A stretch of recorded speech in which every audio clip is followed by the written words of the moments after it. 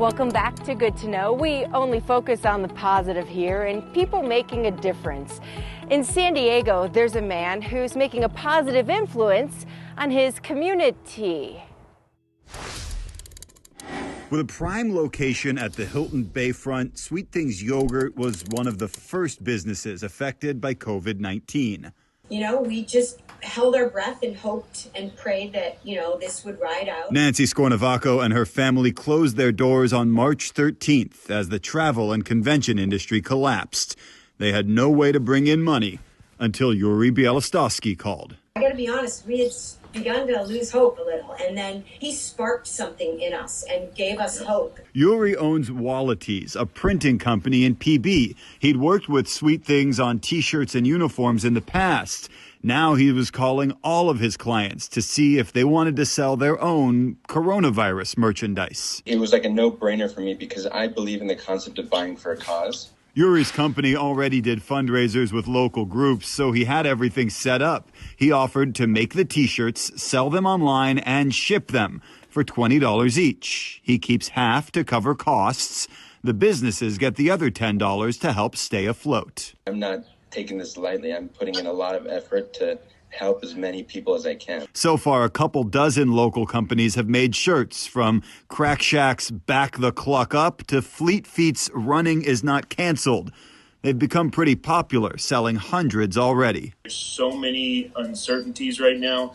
Anything that you can do to kind of bring some business into the company, we're gonna take full advantage of that. So every little bit helps. For Sweet Things, a play on words. Our motto has always been peace, love, and yogurt. It's sort of our anthem, and we played on that with peace, love, and social distancing. A little T-shirt humor to bring hope. Yeah, we can't wait to reopen and serve you all soon. It's reminding us that even though our doors are closed right now, that they're gonna reopen again.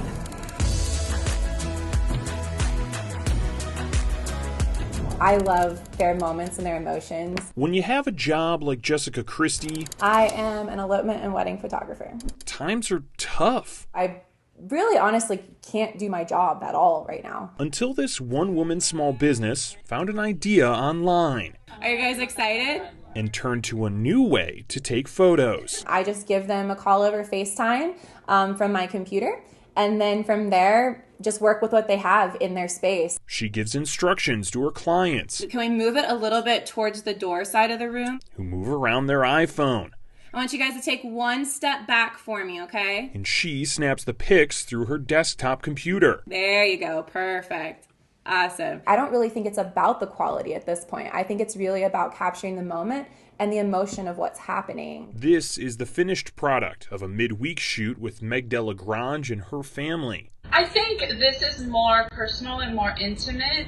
I think it's more authentic. I think this type of photo session really captures more of who you really are in your natural element. And I think that's something you want to be able to capture and remember. And I want you guys to come a little bit closer to the camera. All from her Denver apartment with her trusty assistant Marlo, on the floor. I'll have you both look out towards the window for me.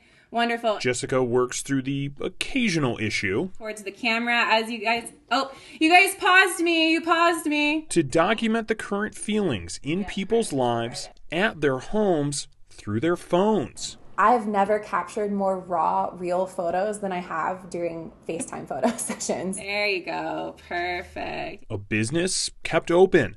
Memories of an unprecedented time kept alive. I think I'm just really, truly grateful to be able to continue to be a part of people's lives. Oh, so good, guys.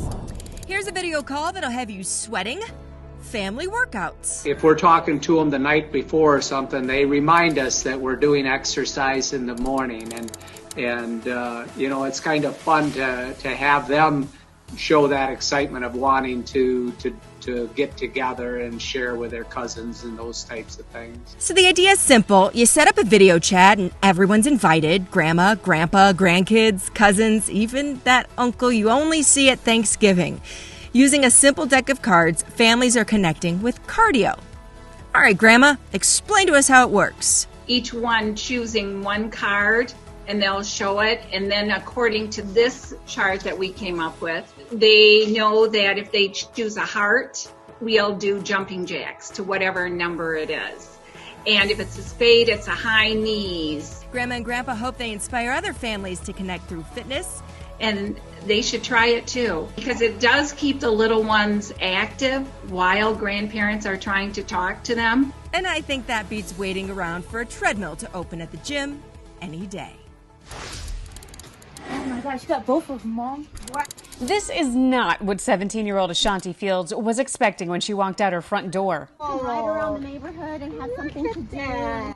This simple joy comes with a lot of gratitude. Life has been anything but easy for Fields. She's been in the foster system since she was 18 months old. You're not alone. They're not alone. We're all in this together. Right? Add in a pandemic and a new foster family, and joys like a new bike can make a difference. This pandemic has made me think that I'm not alone. Everybody's going through something right now. The new rides were donated by On Bikes. Helmets, light kits. Christy Enderly with Heart Gallery delivered them.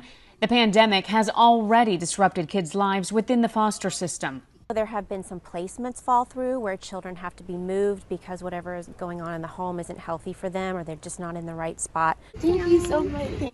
Even more reason to continue these acts of kindness. Have fun when we squish them. Mom, you need these. Be it through a gift bag or a new bike. Finally, a pair of musical tributes. Grab your tissues. Happy tears are coming. Far away from the hospital rooms, COVID-19 wages a different kind of war. It is very frightening. It is very frightening what's going on right now. Transforming homes into islands of isolation. It's difficult being cooped up for a long time, But each night, Maria Kistner-Conti. It seems that it's given them something to do at 5:30 every day. Fights that different kind of war with a different kind of weapon. Better wake up the violin. Hi, guys. Hi. I'm going to start with a piece by Antonio Vivaldi.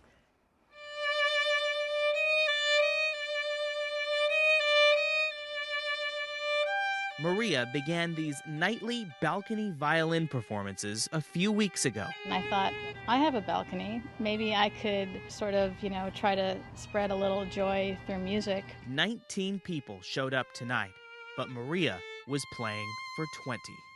My dad went into the hospital in New Rochelle, New York on March 13th.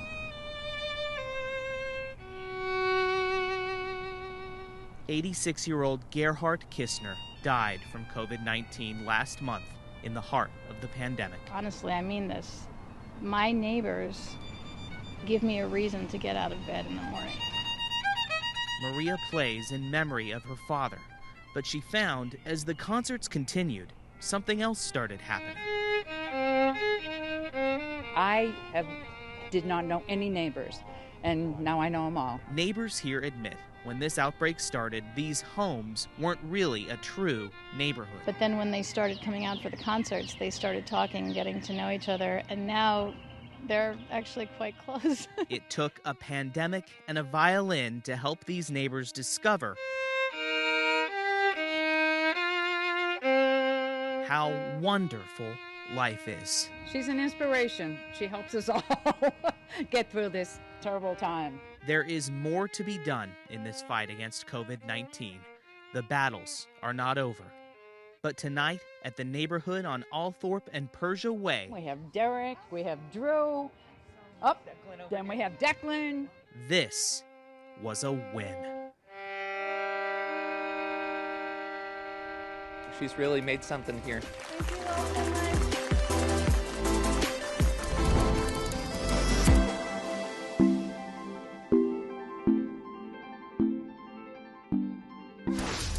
Each night,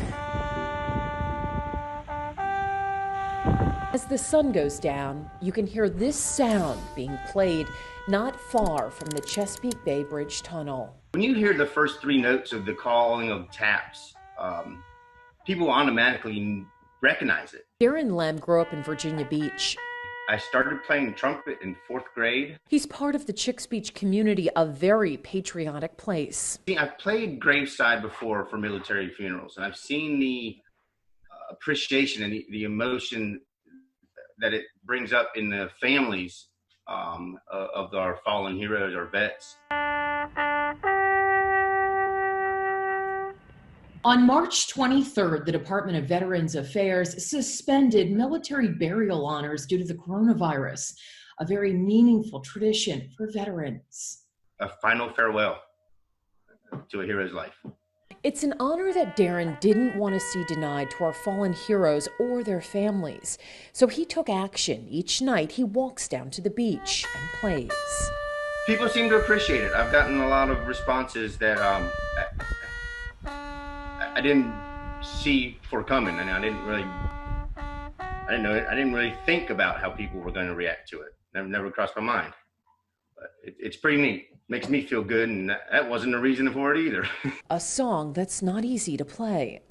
Not because of the difficulty of the song, just because of the emotional welling that comes up in me. It's hard to hold back. He says he'll continue his nightly ritual until the restrictions are lifted and funerals can resume as normal. Once they start playing again, I'll lay my bugle down. Helping the community rebound, one note at a time. Now that is some dedication. And we've seen a lot of dedication from people doing good in their communities. The good stuff is out there, and that is good to know.